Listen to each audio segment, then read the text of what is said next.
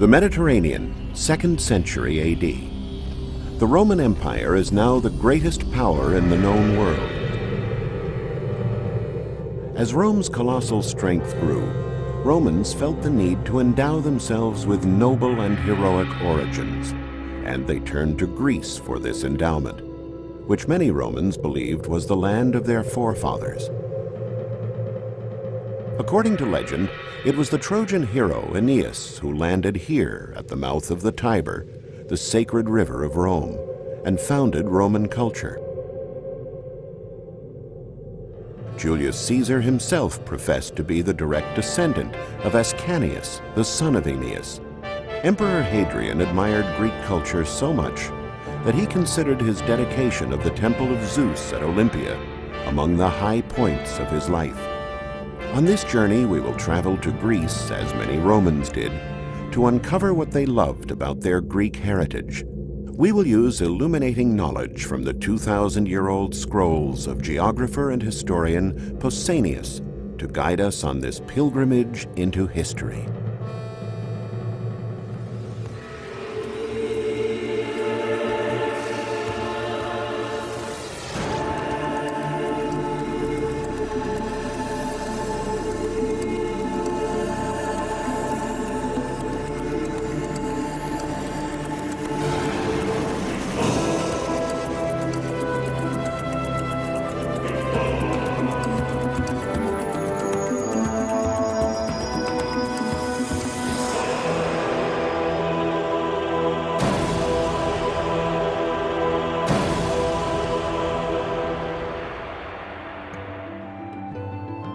Travelers on their way to Greece would have left Rome on the Appian Way, one of the main thoroughfares in and out of the city. Though the roads look a bit rough today, back then they were smooth and well-maintained, thanks to public companies responsible for their maintenance. In fact, Rome built an intricate system of 75,000 miles of roads, which crisscrossed the entire empire and helped Rome dominate the rest of the world. At Brindisi in the south of Italy, travelers would board ships for the oftentimes hazardous crossing to Greece. The discovery of countless remains of Roman ships makes it clear just how dangerous the crossing was. On ships like this one, known as an honoraria, passengers were assigned to cabins based on their rank. If you were poor, you might be relegated to the hold, among barrels, amphorae, and even circus animals. At times, rather than attempt the long trip to Greece straight away, ship's captains would take a shorter route to Valona, in what is now Albania. From there, they would continue with a smaller ship, sailing at slower speeds and staying close to the shore. The ship would stop off at Corfu and Cephalonia, then continue on until it reached the Gulf of Corinth and the land of their forefathers. The city of Corinth sits on an isthmus that connects the Peloponnesus to the mainland. Today, a modern canal cuts across the isthmus, connecting the Ionian Sea to the Aegean. But in ancient times, travelers and merchants figured out their own shortcut from one sea to the next. The marks left on these paving stones showed that chariot wheels passed along this road for centuries. Findings have revealed that this road was actually a paved causeway used to draw entire ships across the isthmus on rollers. This way, sailors and cargoes could slice 200 stormy miles off their passage around the entire Peloponnesian Peninsula, an ingenious solution to an ancient maritime problem.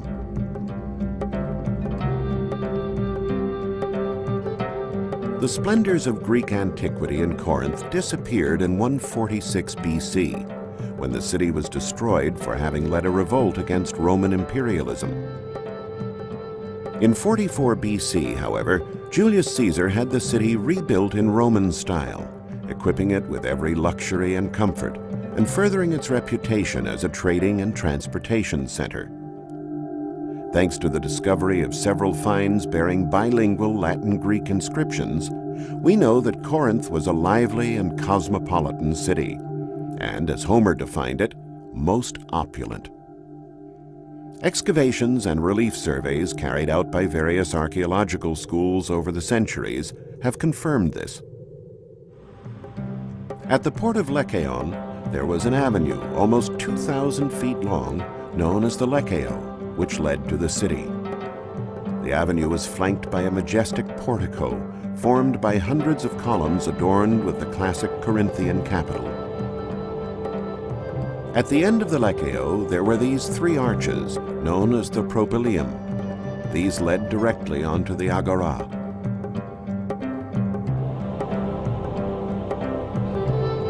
The square here was one of the biggest and most opulent in the empire, measuring 650 feet by 328 feet. Even today, this would rank as one of the largest squares in the world. Beautifully crafted buildings lined the agora. One of the most fascinating is the one with the facade of the prisoners. Here are the ruins of the building, which took its name from the statues of prisoners adorning the columns, now on display in the local museum. The warriors that had been captured by the Romans were fearsome Parthians, immortalized here in all their might. The commercial part of the square was made up of hundreds of workshops and stores, crammed with every type of merchandise. In particular, typically Greek products, such as the celebrated Corinthian pottery, in its distinctive shades of red and black.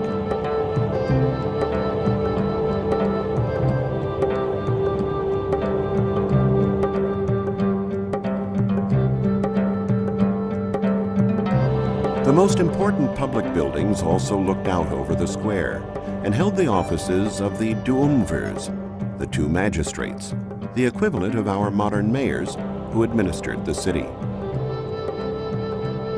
And it is here that we would see the skillful carving of the stonemasons who originated the Corinthian capital, a modern floral design, a sort of Art Nouveau of the time. A beautiful basilica was situated on the eastern side of the square. People discussed business deals here, held trials, and performed public functions.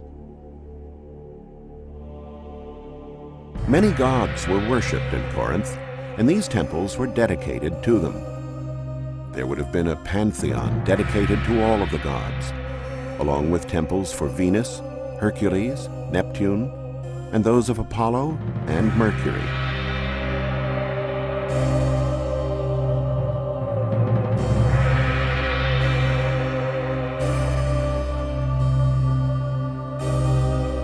The square was also the place where the authorities communicated with the people.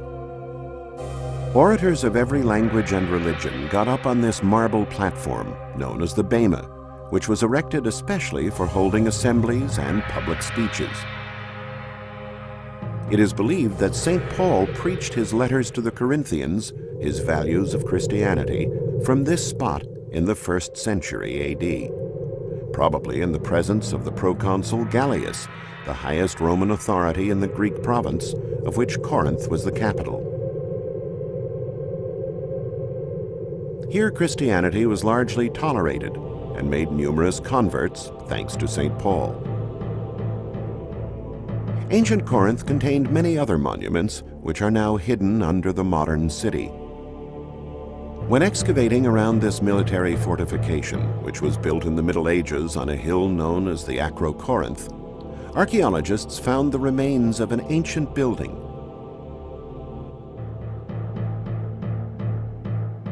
The building is believed to have been a place for hierogamy, or sacral prostitution, which was well known and widely practiced here. More than 1,000 priestesses of Venus, known as hierodules, lived here. They were so sought after and expensive that the saying, "It is not given to every man to go to Corinth," was coined especially in their honor.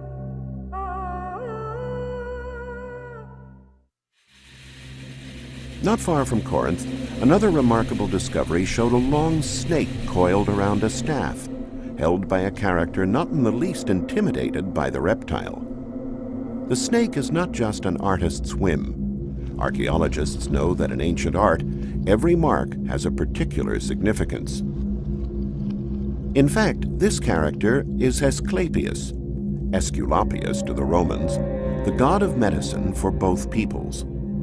Even today, the coiled snake is still the universal symbol of pharmacies and hospitals. The worship of Asclepius took place at one of the great cities of ancient Greece, Epidaurus, where it is said the god was born. His sanctuary there was a place of healing, within which it was actually forbidden to die. Excavations from the place where the statue of the god was unearthed have revealed this strange circular building known as a tolos. Snakes born in Epidaurus, descendants of the original serpent, the numerous hospitals of the ancient world could not have functioned. The presence of the god was essential for performing the rite of healing. The sick were laid on the floor of the temple and left to spend the night there, during which they would be cured by the god's touch. These kinds of esoteric and religious beliefs became part of the origins of modern medical science. A good ancient doctor would not stop there, however. He would intervene with more human means. Archaeologists have unearthed some extraordinary surgical instruments in Epidaurus. It became clear that in addition to magic, the Greeks were perhaps the first people in the world to use surgery. Epidaurus was indeed a highly organized and fully equipped healing center, a city sanctuary where the care of the body was a priority.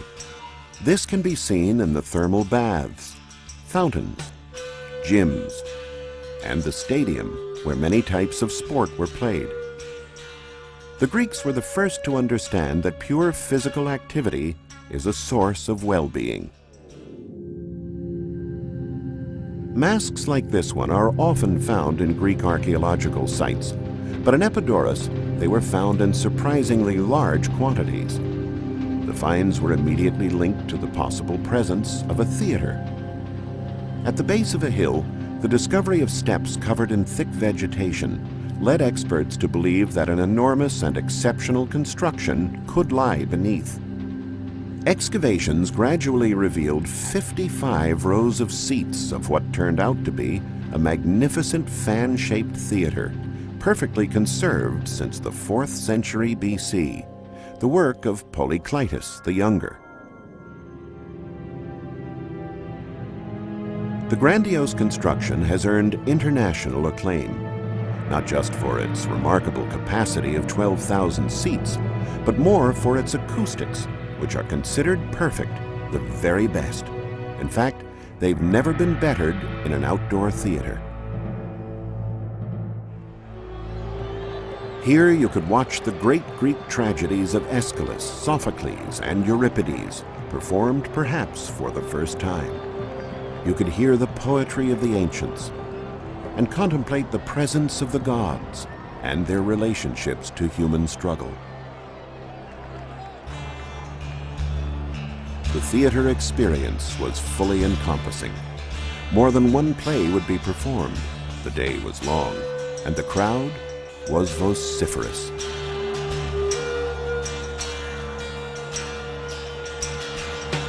There was often incessant yelling and whistling. Actors had to resort to professional tricks to make themselves heard over the din of the audience. They used masks, gestured eloquently with their arms, pitched their voices unnaturally, and shouted out their lines. Truly defining moments for the term theatrical.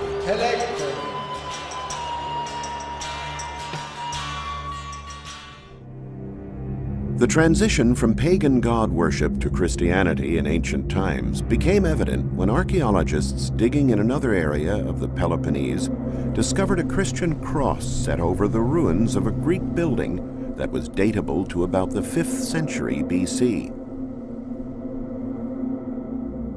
The building was transformed into a basilica around the 4th century AD, when Christianity became the official religion of the Roman Empire.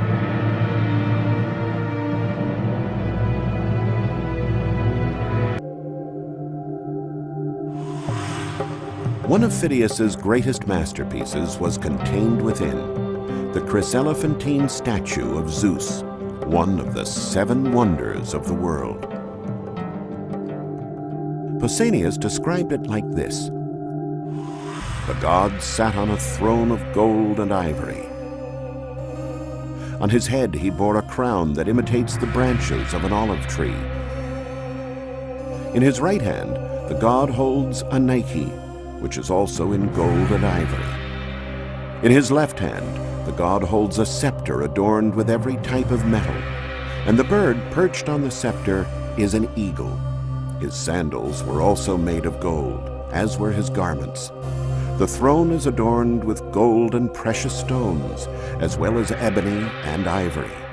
According to legend, when the statue was completed, Phidias asked the god for a sign that his work was pleasing to him. Immediately, a bolt of lightning struck.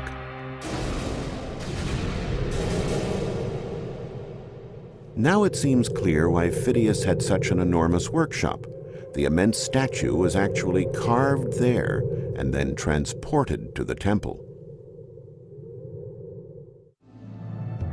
Though the Greeks held their gods in high esteem, the Greeks also revered the beauty and the capability of the human body itself. And it was here, at Olympia, in 776 BC, near the Temple of Zeus, that the Greeks founded the Olympics, athletic competitions to be held in his honor and celebrated every 4 years. The Olympiad was a sacred truce during which the various city-states would suspend all hostilities for 1 week and seek a solution to their conflicts through the guidance of Zeus. People would come from far and wide to witness these supreme tests of man's physical prowess. Objects and written records show that the ancient sports were exclusively individual. There was a variety of athletic competitions, such as discus throwing, wrestling, chariot races, boxing, and running, which, just as it is today, was the queen of all competitions.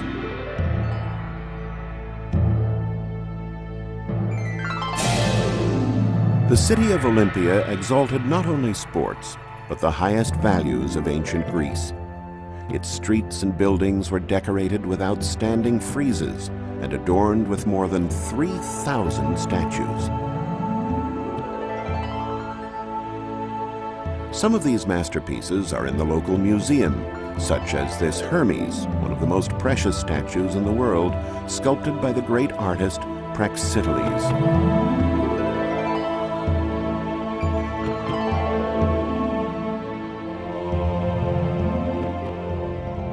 From fragments that have been found, archaeologists have managed to reconstruct metopes from the 5th century BC, which came from the Temple of Zeus.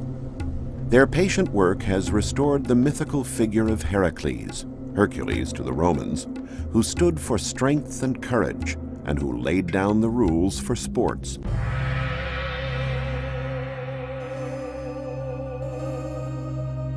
This is the west pediment of the Temple of Zeus.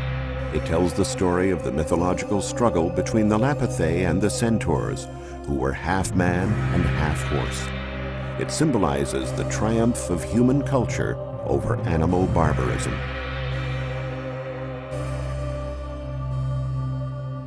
The east pediment portrays the story of Pelops, founder of the Olympic Games, who succeeded in defeating the cruel king Oenomaus in a chariot race, and in reward received his daughter, the beautiful Hippodamia.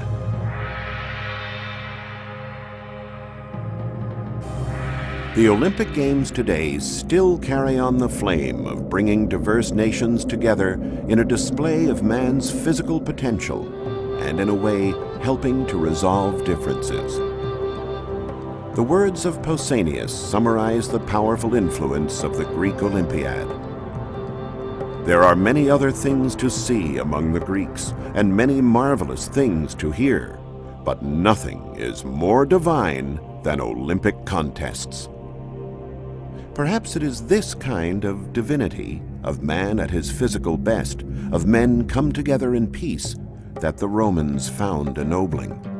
Certainly, along with the gods and heroes and the mythology that accompanied them, it was the endowment the Romans were looking for.